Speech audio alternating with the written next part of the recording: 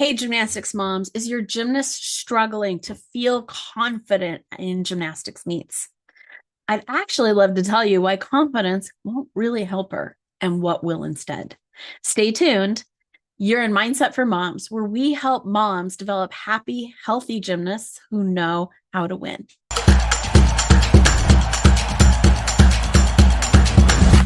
All right, we are finishing up our month of January where we are talking about how to compete with confidence.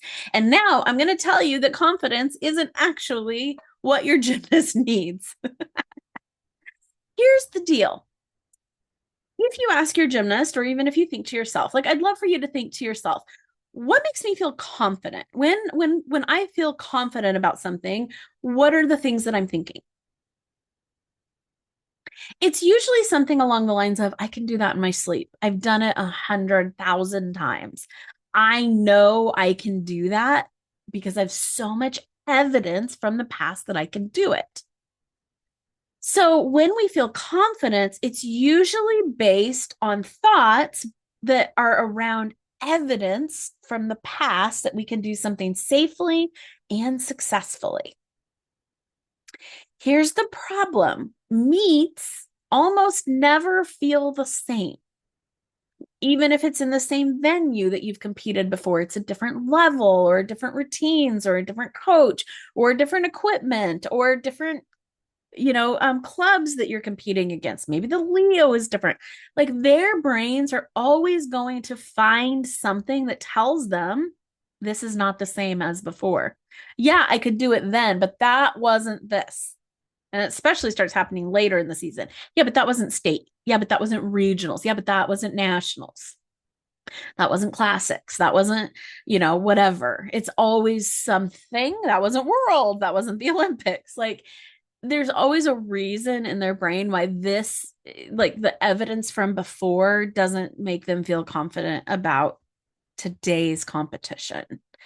And so confidence can help, and they're going to gain some evidence. Like as we go through meet season, they will gain more evidence and they will feel more like, oh, I've done it a lot of times, and they'll feel more confident than they did at the beginning. But what helps them feel confident no matter what, the evidence or the experience, is self confidence. Self confidence is that belief that I can handle whatever is going to happen. So, confidence is the belief that it is going to go well, right? I've done it before. I can do it again. I've done it well, safely, successfully, lots of times. And I believe that it's going to go well again. So, confidence is the belief that it's going to go well because you have evidence that it's gone well in the past. Self confidence is the belief that you can handle whatever happens, if it goes well or not. So, self confidence is super helpful in situations where you don't have enough evidence to feel confident.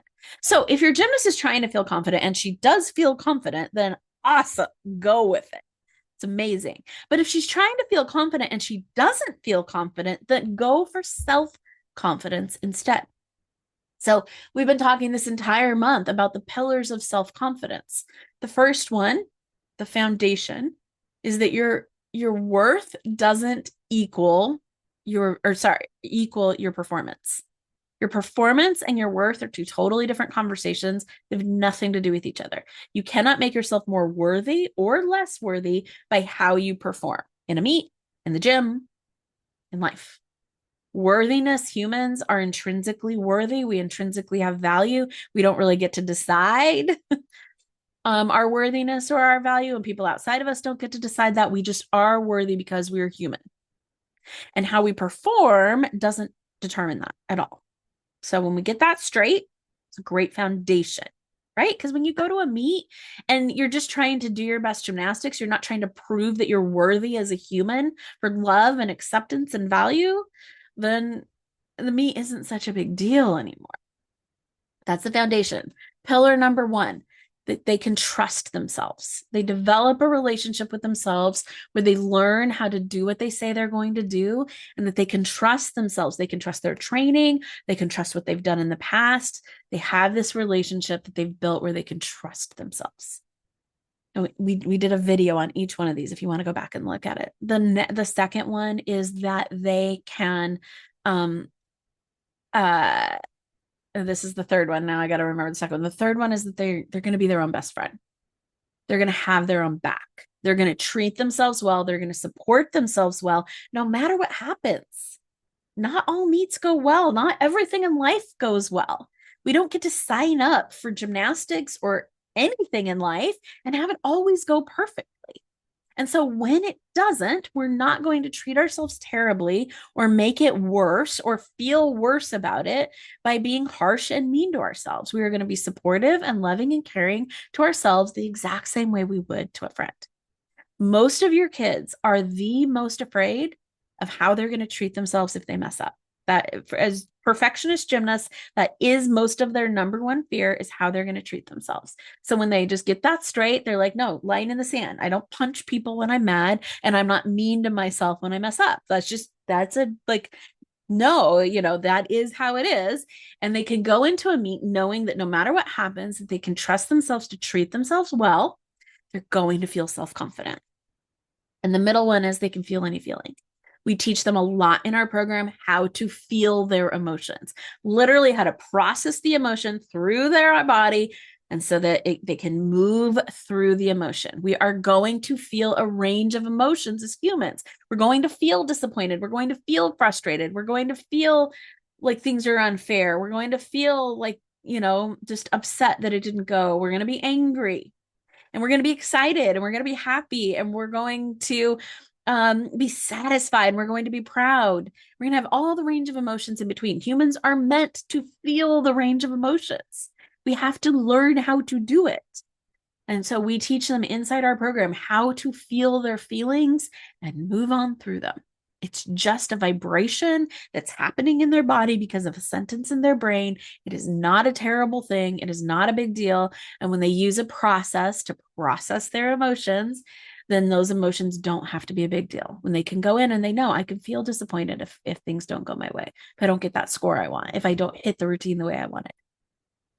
That's okay. It's part of it.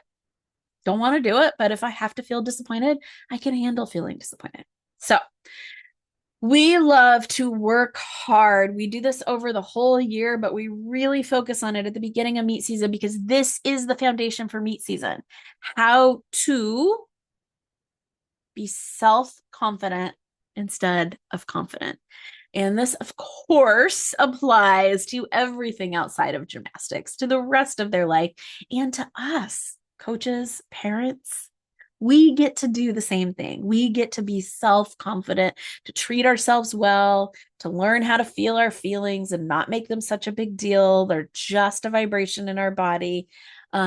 We get to learn to trust ourselves and to know that our value and worth. And when we get straight on all those things, we help our kids be straight on them too. So I'd really encourage you, go back if you didn't watch all those videos this week or this month. We go really deep into them. And then this is what we do in our program. Going after goals is at the top of a triangle. The goal, the outcome is the top. The middle is the actions and habits that we take. I was just reading a book called Atomic Habits. Really good read. Highly suggested. So in the middle is our motivation, or not our, I'm sorry, our habits and our actions. What we actually do on a day-to-day basis gets our outcomes and our results. And it's usually those little habits that make a far bigger deal than, the big actions. But what's below those actions is our identity, our belief, and our thoughts.